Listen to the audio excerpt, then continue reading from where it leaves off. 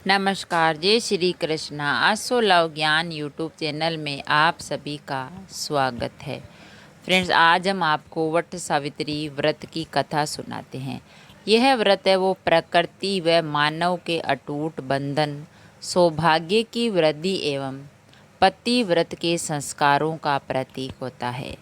तो वट सावित्री का व्रत है वो प्रकृति व मानव के अटूट बंधन, सौभाग्य की वृद्धि एवं पति व्रत के संस्कारों का प्रतीक है। तो वट सावित्री व्रत की कथा हम आपको सुनाते हैं। विवाहित महिलाएं और कोई भी कुंवारी कन्या इस व्रत को कर सकती है।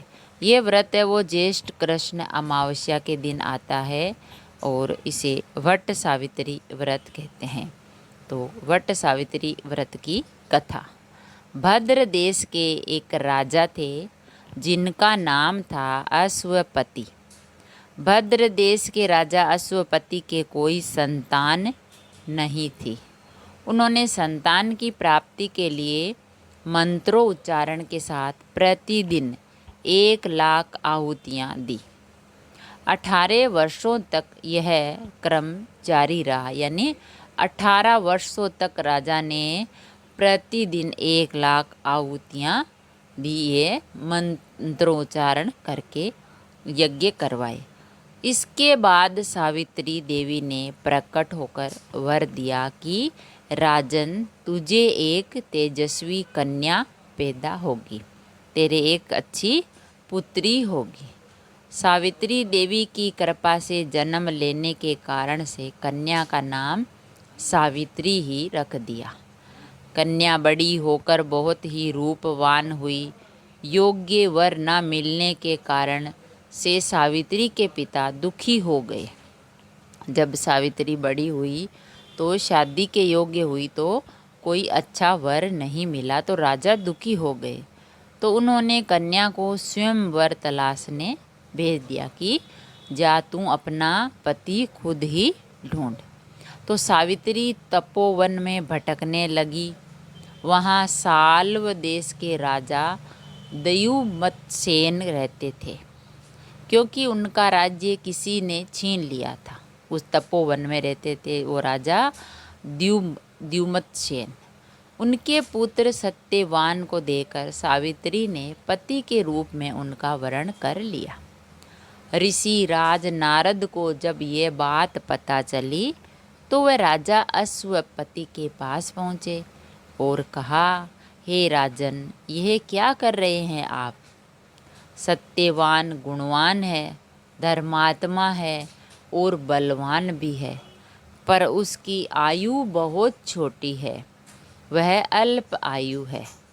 तो नारद जी ने कहा, ऋषि राज नारद जी ने, कि राजा तुम क्या कर रहे हो? सत्यवान गुणवान भी है, धर्मात्मा भी है, बलवान भी है, लेकिन उनकी जो उम्र है वो बहुत ही छोटी है और उनकी मृत्यु जल्दी ही हो जाएगी, वह अल्प आयु है। तो 1 वर्ष के बाद ही उसकी मृत्यु हो जाएगी। तो ऋषि राज नारद की बात सुनकर राजा अश्वपति घोर चिंता में डूब गए। सावित्री ने उनसे कारण पूछा कि पिताजी, आप इतनी चिंता में क्यों हो? सावित्री ने सोचा, भाई क्या हुआ पिताजी को? तो राजा ने कहा, पुत्री, तुमने जिस राजकुमार को अपने वर के रूप में चुना है वह अल्प आयु है। तुम्हें किसी और को अपना जीवन साथी बनाना चाहिए। इस पर सावित्री ने कहा, पिताजी, आर्य कन्याएं अपने पति का एक बार ही वरण करती है। राजा एक बार ही आज्ञा देता है और पंडित एक बार ही प्रतिज्ञा करते हैं और कन्यादान भी एक बार ही किया जाता है। तो सावित्री हठ करने लगी और बोली, मैं सत्यवान से ही विवाह करूंगी। तो राजा अश्वपति ने सावित्री का विवाह सत्यवान से कर दिया। सावित्री अपने ससुराल पहुंचते ही सास ससुर की सेवा करने लगी। समय बीतता चला गया। नारद मुनि ने सावित्री को पहले ही सत्यवान की मृत्यु के दिन के बारे में बता दिया था। नारद जी ने, वह दिन जैसे जैसे करीब आने लगा, सावित्री धीरे अधीर होने लगी। उसको चिंता होने लगी कि अब मैं क्या करूँगी। तो उन्होंने 3 दिन पहले से ही उपवास शुरू कर दिया।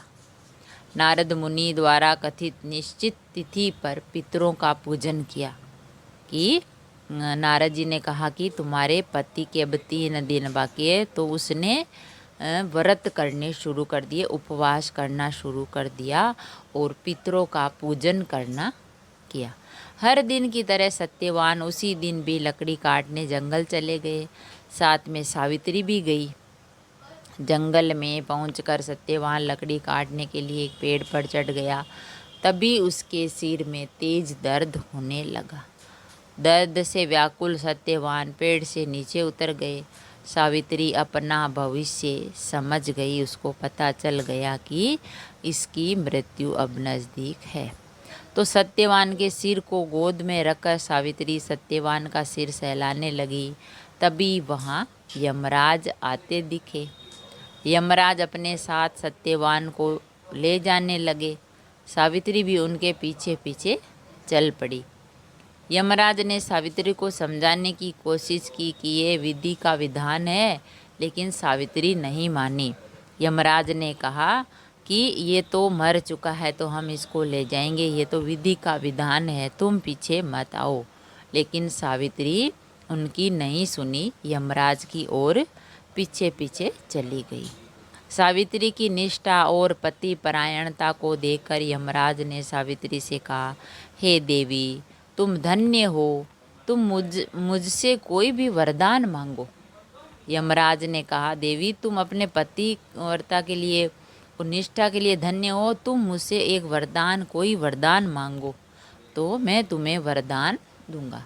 तो सावित्री ने कहा, मेरे सास ससुर वनवासी और अंधे हैं, उन्हें आप दिव्य ज्योति प्रदान करें। यमराज ने कहा, ऐसा ही होगा, आओ अब लौट जाओ। उसने कहा, चलो, मैंने तुम्हारी बात मान ली और तुम जैसा चाहोगी वैसे ही तुम्हारे सास ससुर जो है उनको दिव्य ज्योति प्रदान कर देंगे, अब तुम चली जाओ। लेकिन सावित्री अपने पति सत्यवान के पीछे पीछे चलती रही। यमराज ने कहा, देवी, तुम वापस जाओ। सावित्री ने कहा, भगवान, मुझे अपने पति देव के पीछे पीछे चलने में कोई परेशानी नहीं है, पति के पीछे चलना मेरा कर्तव्य है।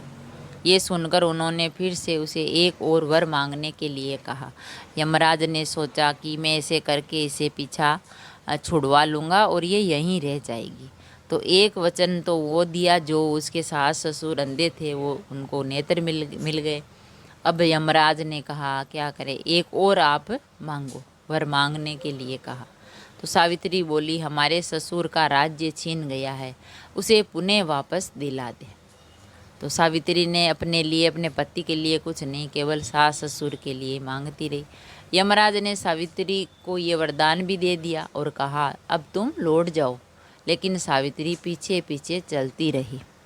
यमराज ने सावित्री को तीसरा वरदान मांगने को कहा। इस पर सावित्री ने 100 संतानों और सौभाग्य का वरदान मांगा। यमराज ने इसका वरदान भी सावित्री को दे दिया। यमराज समझे ही नहीं और उन्होंने कहा कि तू तीसरा वरदान मांग।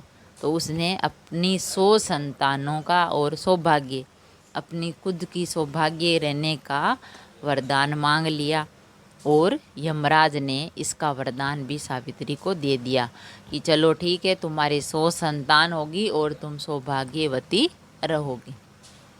सावित्री ने यमराज से कहा, प्रभु, मैं एक पतिव्रता पत्नी हूँ और आपने मुझे पुत्रवती होने का आशीर्वाद दे दिया है। ये सुनकर यमराज को सत्यवान के प्राण छोड़ने पड़े। यमराज अंतर्ध्यान हो गए और सावित्री उसी वट वृक्ष के पास आ गई जहाँ उसके पति का मृत शरीर पड़ा था। सत्यवान जीवित हो गया और दोनों खुशी खुशी अपने राज्य की ओर चल पड़े। दोनों जब घर पहुँचे तो देखा कि माता पिता को दिव्य ज्योति प्राप्त हो गई। इस प्रकार सावित्री सत्यवान चिरकाल तक राज्य सुख भोगते रहे।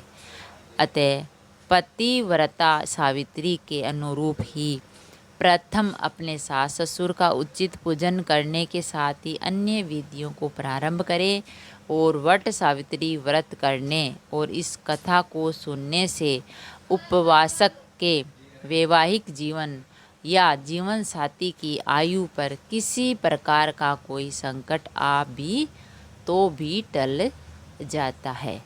बोलिए श्री सावित्री की जय। तो ये वट सावित्री व्रत की कथा है।